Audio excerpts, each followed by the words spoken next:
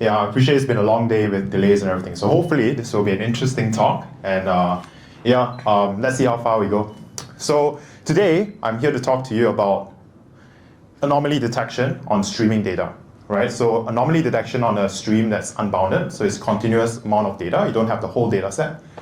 And in particular, I'm particularly proposing an algorithm. It's a random cut forest algorithm, but there are other algorithms as well that we can discuss after if you're interested. And on top of that, we are doing it on Flink because it has kind of native support for that.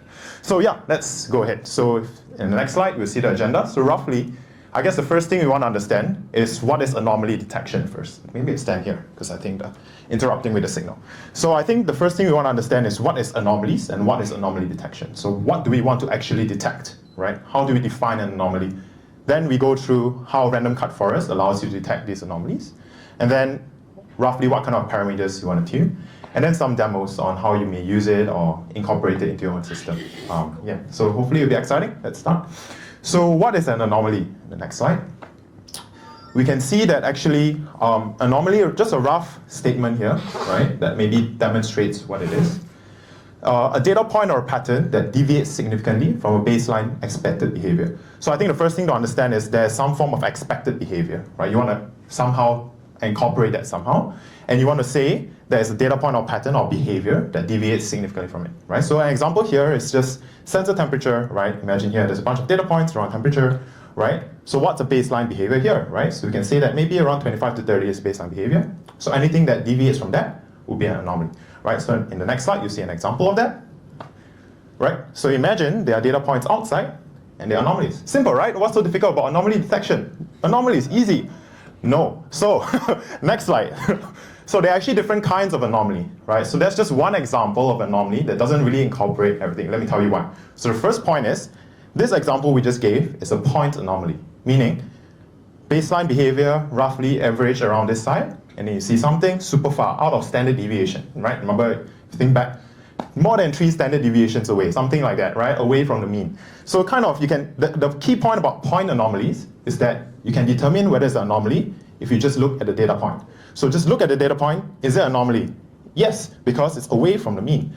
So you can determine that without looking at the neighboring data points, right? You can look at it individually. It can be a collection, whatever, but you just look at the data point, you can tell whether it's an anomaly, point anomaly. Second one, collective anomaly. So the idea of that is there's some form of relation between the data point and the previous and the next data point. So there's some form of temporal relation. So you can see here, it's a bit of a not super real example, but just to illustrate the example, you can see that there's some form of up and down behavior, and then you can see there's some form of straight line, and then continuous up and down behavior. So yeah, whether or not, so you can see that the pattern changes, right? So the key point to illustrate here is that the second type of anomaly is that there's some form of pattern between data points that changes. Collective anomaly. So the idea is that you can only tell that it's an anomaly by looking at the previous and the next point. If you look at a data point directly, you can't tell. It's within the range, right? So you can't really tell it's an anomaly. You only can tell if you look at the previous and the behind. So 2 points that we just want to make here. Point anomaly, you can look at it, deviation outside of a mean. Collective anomaly has some form of pattern. You need to have some form of temporal relation, previous and next point. More anomalies, right? So let's look at the example we saw just now. Sensor temperature, right? You can see the pattern like that. I can tell you sometimes this is an anomaly, even though there's a regular pattern. Just because it's a regular pattern doesn't mean it's not an anomaly. So that's where context comes in, right? So you need to use your contextual understanding either within the data series, in this case it uses time, so information that the series already has, or on the other side I'll show you an example where the series itself doesn't have that information. So contextual information both from within the series and outside of the series. So here you can see this is a particular pattern, and you can see that actually maybe, I don't know, we only work from 8 AM to 5 PM. So we don't expect the temperature to be fluctuating outside of that, for example. Just give you an example. So in that point, you can see that actually, even though it moves up and down, it's consistent pattern, but it's an anomaly because you don't expect it to behave that way before 8 AM or 5 PM. This is a bit of a not super real example, but if you think about it, think about IP network traffic. Think about things like, I guess, when you have a customer pattern behavior, right? There are certain things that you would want to classify as anomaly. It requires your contextual understanding. The key point is that it needs context. You cannot just expect the data series and math to figure it out for you. You need some information to put in. Second one, imagine there's like, I don't know, a weird pattern, but maybe it's not an anomaly. Because imagine in this case, we are changing the sensor. So you don't get data points, or it just defaults to 0, defaults to NaN. That's a common behavior in IoT devices, right? Default to some form of value that you know never exists, or -1. So the idea is that it's not an anomaly, because if you know you're doing something at the time, you can classify it as not a problem, not an anomaly. So I guess the idea, just to build up the understanding again, point anomalies, single data point, you can tell what is anomaly. Collective anomaly, you see a deviation in pattern. So these are two types of anomalies. And the third thing, that to help you understand whether it's an anomaly or not, is the context. And that's not something you can really solve with mathematics. Maybe, we'll see later. So the idea is that you can see there needs some contextual understanding in order to make sure you understand whether it's an anomaly. So those are the 3 key points that we're trying to understand and see how maybe we can use RCF and other tools to fix. So yeah, next slide.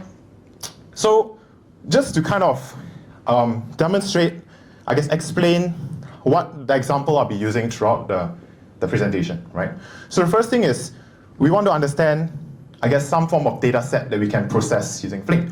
So just to illustrate what I have. Imagine just now you have some form of CPU data that you want to monitor on your device, right? So you have a bunch of devices, it has a bunch of CPU data that's passing to that metrics that you're putting into Kafka, for example. And you want to say, hey, is there an anomaly, right? That's a question you want to ask. Put it into Flink, magic happens, we'll explain that later. Flink determines whether or not there's an anomaly, and then maybe you store it somewhere, right? This is just a proposed idea, you don't have to do it. But one example is you can store it wherever you want, right? You can store it into your data lake, you can store it in event store, you can store it in a database, you can store it everywhere you want. And then you have some form of person or tool or whatever to retrieve it. Throughout the day, you've probably heard of lots of, I guess, data pipelines that helps you to do a more complicated version of this, which is fine. Just simplifying it, of course you can do more complicated things as well, just simplifying it to understand. So key, you have devices, which gives you sensor data. You use Flink to perform anomaly detection, and you store the results in the data store, and someone retrieves it, right? We'll expand on that later, but this is the baseline understanding. So you look at the data set here, you can see it goes in with just a timestamp maybe, very simple one. CPU utilization, with this particular timestamp, and then you come out of Flink wanting to know whether it's an anomaly, and maybe some form of confidence. How much of it how sure are you it's an anomaly score? Right, so let's dive into the example. Next slide. Input data. So what data should we choose to demonstrate it? In this case, I've tried to follow a real-world example. So you can see here, this data set is taken from Numenta anomaly benchmark data set. So it's basically a bunch of this team that put together an open source data set that allows you to have both real-world examples of anomalies and not, I guess, artificially generated anomalies. I think the idea is for people to use it as a benchmark for different anomaly detection tools. There are some questions about how realistic it is, but it's okay, it works for our use case. Our use case, I just want to show you a data where there are anomalies, and it's a complicated situation. So why is it complicated? You can see the 2 spikes here, those are the anomalies. That's what the data set says is an anomaly, right? And you can see that the pattern of behavior changes, right? The baseline changes. It has some form of sinusoidal, I guess, it doesn't say sinusoidal, some form of behavior here, and then it changes its mean, and then it changes its mean again, right? And in this case, maybe what we really want is just the anomaly, like the 2 spikes. Or maybe we want to detect the pattern of behavior changing. 2 different things that we talked about. The point anomalies, and also the collective anomalies. So how do we detect these things, and can RCF do it for us? So next slide. Right, I guess the first thing to understand is why is this difficult, right? I guess one thing, or I guess why is this a representative of maybe something you might face in your, I guess, day-to-day. So the first thing is, when we have, in this particular data set, we have labels of anomalies, because first of all, it's a single dimension data, it's CPU utilization. That's not always the case. Sometimes you have multi-dimension data. Imagine CPU memory, various forms of memory, GC memory, direct memory, whatever. The idea is that you have lots of dimensions of data, and not all the time you can just stare at it and say, this is an anomaly.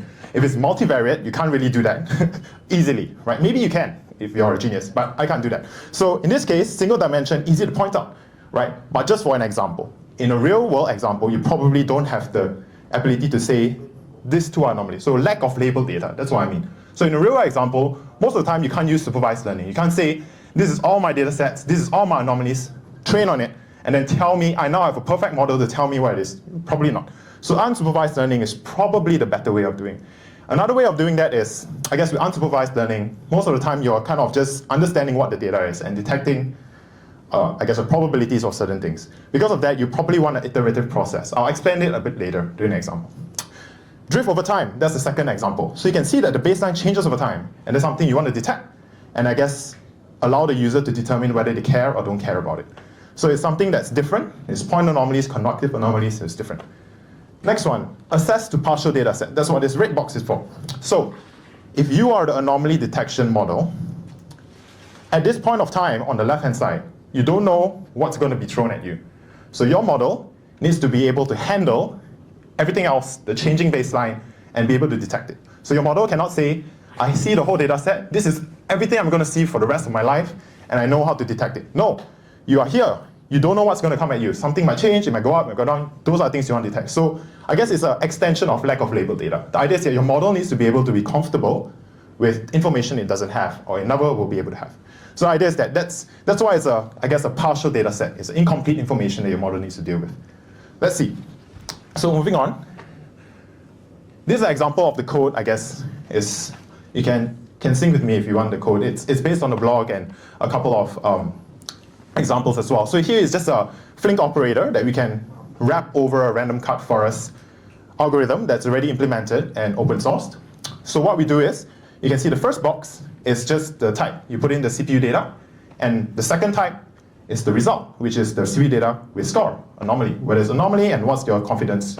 And then the second one, you see the second box is a bunch of parameters that you might need to tune. We'll go through them and talk about what they mean and how you can understand them and why they're more intuitive than, let's say, thinking about standard deviation and stuff like that. We'll talk about that. And then the next one is just a simple way of, well, I guess, if you're a Java developer, it's relatively simple, but just to explain why it is, it's just mapping the input data that you pass in into some form of matrix that the model can do. This is something that we can simplify in future iterations. And then here, you take the output of the input data plus the output of the score, and then you can form whatever result type that you want. This is just to allow you to form, I guess, generic data types to allow you. So it's kind of like a utility method for developers. Something we can simplify and improve the API in the future. But for now, the important things to think about when you think about whether this is something I want to use is how do I tune this data and how do I actually use it? So next slide. So I guess I ran a model, very simple model. The model doesn't have understanding of the whole data set. It only has the data points that we pass it at any point of time. And you can see that on the bottom, you can see the RCF score. On the top, you can see the raw data set, right? It's aligned with time. So you can see there are 2-point anomalies. They're highlighted in red boxes. And you can see actually they detected both of them with a huge spike. And on top of that, you can see ranges where there's general peaks in the anomaly, right? So you can see in the second one, for example, when there's a big change in pattern of behavior, you can see there actually is a big change in pattern of behavior, and then it subsides. So if it's seen the same thing after a long period of time, it says, oh, the baseline now changed is no longer an anomaly. So you can see that it suddenly drops back down. So there are, I guess, 2 things I wanted to highlight is, one, you can see from this model, it's a mathematical model, not necessarily super cool next-gen AI stuff, but it's a mathematical model that works, and you understand how it works. So you can see here, this one, you can see the 2 spikes, and you can see how it goes down, the 2 overlapping patterns that you can see, right? So it managed to kind of show and indicate that. So how do we make it better? So if we move to the next slide, you can see that. There are different parameters you can tune. I guess the first thing to mention just now, we said iterative approach, right? So in this case, you just have a graph, right? How do I know whether it's an anomaly? You have to set a threshold. So ultimately, you come to that same problem. You have to set a threshold. And the idea is that's something, remember the third point that we talked about, you need a contextual understanding to understand whether it's an anomaly. And that's not something that you can easily mathematically solve. We'll show later that maybe you can make it easier. But in this case, you probably want to set some form of anomaly threshold. Maybe you run it on some sample data that you have. It doesn't need to be labeled. It just needs to be data. And then you look at it and you're like, okay, this is my baseline data. I know no incident happened over the past 1 month. There shouldn't be any anomalies. Set like a percentage 99 percentile as your threshold or something like that. So it's something you can try and mitigate with math, and then you can iteratively improve it. So the idea is that you want a model that helps you detect the patterns, and then you adjust the threshold based on your needs. So that's, I guess, a simpler way of handling. So one thing to mention also, there's a warm-up period. You can see here at the front. There's some form of straight line at the bottom where it says 0 for anomaly. That's because I've set the warm-up period to be quite long because I wanted to get a context. But it's up to you. You can set. So that's one of the dimensions that we can set. It's called, like, I think, number of input before prediction or something like that. So basically, it allows you to say, wait for X number of data points before being confident whether it's an anomaly or not. That allows you to build the context. Second one is sample size. So sample size is, I guess, one thing to think about is in anomaly detection, you keep giving it data points, single data points. how far back does it remember to tell whether it's an anomaly or not? That's what sample size is. So it says, how many data points do I need to remember in my model before I will be able to, I guess, tell whether it's an anomaly? So basically it's your memory. It's the memory of your model. The bigger the sample size, the bigger the memory. You don't always want a bigger memory, because in this case, I guess you can run things very fast, you can generate an anomaly score, and then in the future you can use other things, which I'll show you later. So the idea is that sample size just controls the state of how much memory you store. Shingle size, that's a bit more interesting. So shingle size, remember we talked about point anomalies and collective anomalies? Shingle size basically allows you to detect collective anomalies, because what it does is that it does a sliding window across your data. So if you have a data of like 1, 2, 3, 4, 5, 6, 7, 8, it will take, let's say your shingle size of 4, it will take a sliding window of 4. So it will take 1, 2, 3, 4, and then 2, 3, 4, 5, and then 3, 4, 5, 6. So you'll basically slide window through it, and that's why you can detect a pattern of multiple lengths. So if you go to the next slide, we can see an example of that. So I reran the same thing with, on the next slide. Sorry, Sino. Right, so on the next slide, we can see that I ran, this is shingle size 1, and then this is shingle size 4. It's pretty similar. The main difference you can see here is in terms of the pattern, right? So because it detects a longer pattern, you can see that it detects the anomaly for slightly longer. You can see the first one, it goes up and down very quickly. It's an anomaly, anomaly, anomaly, anomaly. Whereas here you can say, actually, it is changing pattern, so there is an anomaly. So you can see that the second collective anomaly is better because of the shingle size. So that's something that you might want to tune. So it's, I guess the benefit of this model is that it is a simple model. It's not too complicated, and you can tune the parameters and run it multiple times if you want, right? The downside is that it's not a very complex model, so because of that, you can't do magical things that LLMs can do. But how do we incorporate a bit of that? And we'll go there in the next slide. Sorry. So this is what we've done, just to recap. We have taken a device data stream, put it into Kafka, process it using Flink to detect an anomaly score and detect whether it's an anomaly with our threshold, and then put it in the data store. And then simply you can just retrieve it. So let's move on to think about how we can enrich this further and why this is proposed. So you can see actually on the top, I've just done the same route, which we just described. Kafka, into Flink, into store, where there's an anomaly.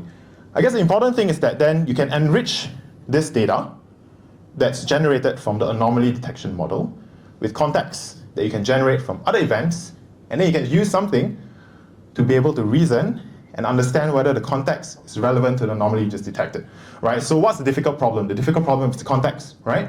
So you just detect an anomaly to give you suggestions of data points that you might want to look at.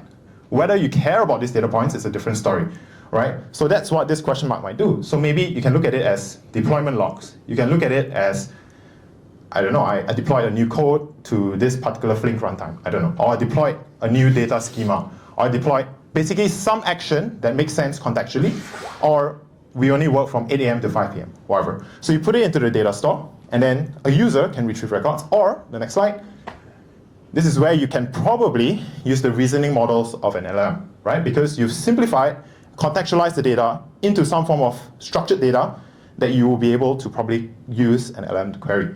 So I have just a quick example of using, I guess, in this case I've used MCP, but as you would know throughout the day, there are many ways that you can query a data store. You can query a data store by, I guess, A2A, you can use MCP, you can use RAG. There are many ways that you can do it. In this case, I'm just illustrating an example where the agent, in this case I use Cloud, is able to detect, oh, I have this query, I need to be able to understand what the events are and what the anomalies are and what the context is.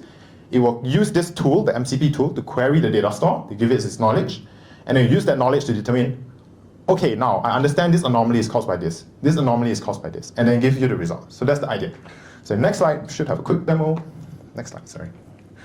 We just play it, I'll describe as it goes. So here, I guess it's just my IntelliJ setup with terminal. I just wanted to show you that I have a local Kafka cluster already running.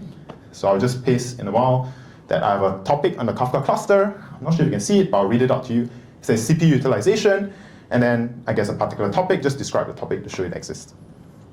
Boom. Right, topic exists. I've also in the background, not in the video, already preloaded the data set you can see here. This data set is just CPU utilization, timestamp and value within the Kafka topic so that you can consume it as an example data stream. So it's just simple, right? So preloaded. Now in the main function, just wanted to show you what the Flink job might look like, the magic that we talked about. You initialize the environment. You say that I have a Kafka data source, read from local Kafka, CPU utilization topic, we talked about that. And then here, create the random forest operator we talked about earlier.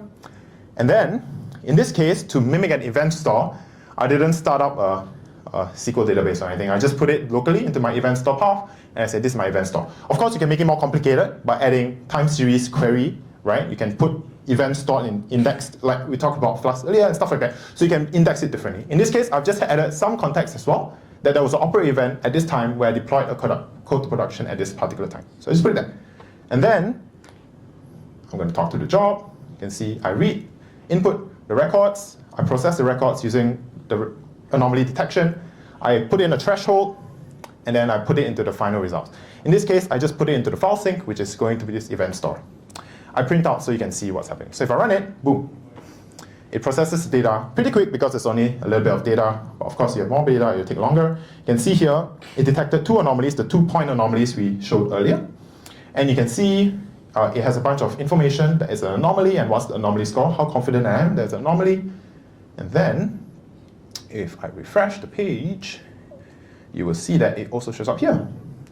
So that's the anomaly that it detects here. So basically, this is just a very simple way of mimicking what an event store might be. You might be more complicated than that, you might be able to. So now we have everything in the event store. The anomalies, they are detected by the RCF, and the context that's provided by the operator. Now, how do we line it up into our LLM so that you can understand this context? So this is just a very simple Go code that wraps over, creates a tool, this MCP tool, using the MCP model context protocol to generate. So it just says, tell me the directory of your event store. In this case, it just reads all the files. You can make it more complicated to filter out by timestamp and stuff like that. But in this case, I just read out the file, and then it provides the events directly into the model. So we can configure it on cloud, locally, MCP servers. You can say run this command at fjan, the same file, and then you point it to the event store, which I've pointed out here. So now I'll just show you what it looks like if you run it on cloud. Boom. We have cloud running, and then I will paste in a query on event store. I guess what you want to notice is that the query doesn't say anything about using this event store, using that event store. It just, the model itself understands that my query relates to an event store. And so basically I just say, tell me events and detect anomalies and explain them to me. So it says, oh, I know, I need to call this event store, and then I allow it to run. You can see it retrieves the results. And it detects that, hey, there are two anomalies that are detected. In particular, one on CPU anomaly on this date at 12 a.m., and the February anomaly at 21:57. But there was also an operator event, which we provided at 21:55. And it synthesized the data itself. It says, okay, the first anomaly is fine. It's unexpected. Why? Because it happened in the middle of the night. Right? That's context it provided itself from the timestamp that you have. Second one, it synthesized, oh, there's a deployment that's 2 minutes right before, probably related to your code. It doesn't, I guess, solve things for you, but the idea is to show that giving it the right amount of data with a right amount of tools will allow it to synthesize and reason for you. So it's a very simple example, but of course you can make it more complicated. But the idea is that it's just simple wrapper, as you can see, allows you to demonstrate, I guess, a very simple use case. Cool, so that's the demo. I think next slide, just to recap what we've done. So we've gone through a very simple example. Devices, CPU utilization, you put it in the Kafka, you use Flink to use semantics, mathematics that we understand, to determine whether it's an anomaly. So is it a data point I should care about? Is there a pattern change? Is there no pattern change? You store in a data store, and then you use, in the next slide, an LLM model to make it, to do the difficult bit. Oh, no. Okay, go to the next slide. Thanks. Use the LLM to do the difficult bit, which is to add in the context and to make sense of the model, because that's the complicated bit. So you do that, and then boom, you have something that helps you, hopefully, with anomaly detection, the 3 times. Cool, thank you. Any questions? Yeah, sorry. So I have a few questions. I find it really, really interesting cool. How you use like a general purpose tool to do something pretty detailed. Have you tried, how does this react to large variations in the variance of the data set? Like, does it actually catch it? And does it catch that is why? Now everything is an anomaly, so nothing is an anomaly? Yeah. How does it react? So that's a good question. So the question is, what happens when you have a complicated data set with lots of noise is what I imagine. So a noise where there's large variations. So that's why you probably want to use the data set that I talked about, because I selected a nicer one because you can show it on a graph without that much noise, you can see it. But if you look at the data set, there is data with noise, and there's papers to show you that RCF does a good job at filtering out the noise. So of course you have to tune it based on your shingle size, how long of a pattern is and stuff like that, but it does a pretty decent job. So another model that you want to look at, if you want to care about that, is matrix profiles. So it's different from random cut forest, but it allows you to also use very simple math to just, because I guess the understanding that I'm proposing here is, at the moment, this is something that maybe in the future when we have AGI, we don't need to do. But now we don't have AGI yet. So maybe something we can do is help the model out, right? So we just give it some form of simple mathematical transformations to make it easier thing. So that's what matrix profile is. It's very simple. You just take a bunch of data points and then you cross product with a bunch of, you don't have to go through the math, but basically it's just simple math that allows you to detect whether it's an anomaly or not. Yes, sorry. Sorry, one question. I don't want to hog the floor. Have you compared it to other type of models, like how computationally expensive it is to run this versus Kalman filter or like an LTSM that's more like a... Yeah, so that's a good question. So your question is, have you compared the computationally expensive, how expensive is it to run this over something like LSTMs, which are similar things, like an autoencoder where you use long short-term memory, right? So you understand, I guess we talked about contextual anomalies, collective anomalies, where you need to understand data, like relations between data points. That's what LSTM does, right? It understands relations between data points. That's what we use to generate our LLMs, right? Transformers. So in this case, it is much lower computationally expensive. It's much less computationally expensive than LSTM. Definitely. Because all this does is it does a bunch of math. It just says, okay, I have a bunch of data points, your sample size, unless you have like 1 billion, then maybe that's a bit more memory intensive. But if you just do something like reasonable, in this case, I guess what I'm trying to say is, because you don't put the weight on this guy to determine everything from the context, you can allow yourself to use a less computationally expensive model. So I think the idea being proposed here is that, not that you don't need the compute to solve the problem, you do, but you need it later in the pipeline. Earlier in the pipeline, all you need is, I guess one way of approaching, not all you need, I'm not saying this is the only solution, but the solution I'm trying to propose is you simplify the data up front, so that later on, your heavyweight tools can do a better job. Okay, thanks for this very impressive presentation. And just now you showed the model is like random cut forest. Random cut forest, yeah. Yeah, if I'm not wrong, it seems to be the random forest. So it will be a supervised model? No, so it's easily confused because of the naming, unfortunately. Basically, it is not a supervised model. There is a supervised model called random forest, you're right. But in this case, what it does is that it does forest because it has a bunch of binary trees that it chops off, and it detects whether the tree is isolated based on how far it is. But the way it's implemented is in an unsupervised manner, meaning what it does is that it just stores the items in memory, and then it calculates an anomaly score based on the new data point and how much it relates to every other data point. Oh, cool. So kind of it do the mathematical calculation by Correct. itself and know it from truth. Correct. So in the random forest, I think you can use the similar principle, but give it a label to say yes or no, and then you can tune your parameters based on that. But in this case, I'm not using it that way. In this case, this model is not doing it that way. All it does is that it calculates this anomaly score, and then you, as the user, determines what anomaly score to use. So in a way, you are the labeler in a way. Okay, thank you. Yeah. But because you don't use it as a final decision maker, it's not that much of a problem. You're just generating additional suggestions that your, hopefully in the future, smarter LLM will be able to do.